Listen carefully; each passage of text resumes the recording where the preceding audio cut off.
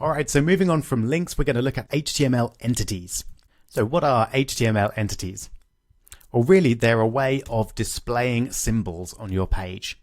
So let's say, for example, that we were writing a website teaching people how to code, to show them how to put a link into their web pages. Well, then we'd need to be able to show them the A tag. So something like that to start off with. But of course, if we try and display that on our page, nothing appears.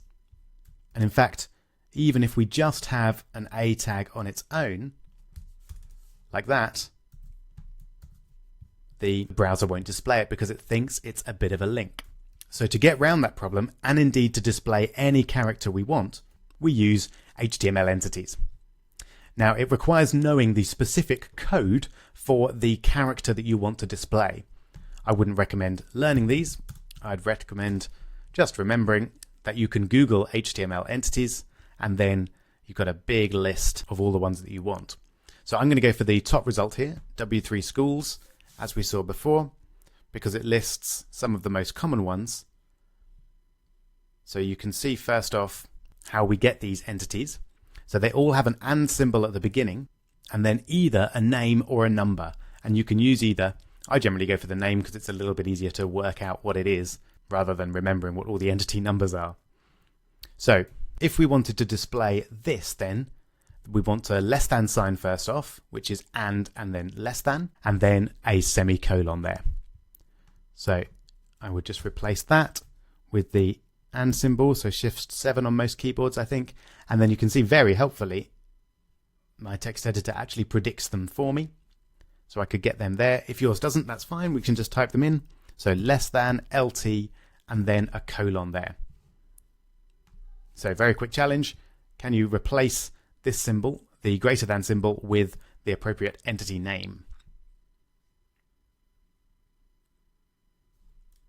Hope you managed it. It's simply and then greater than, and then colon. You can see it goes orange here because it recognizes that that's an HTML entity.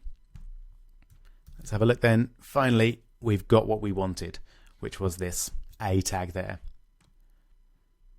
And then of course we could add the href equals http google.com, something like that, if we wanted to, and then that would all appear very nicely.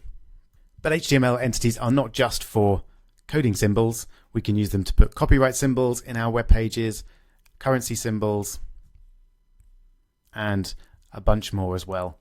If we want to see all of the different entities that we can use, that second link there has them all, and there are many different entities that we might want to use. Alright, so now you know how to add characters and other symbols to your web pages.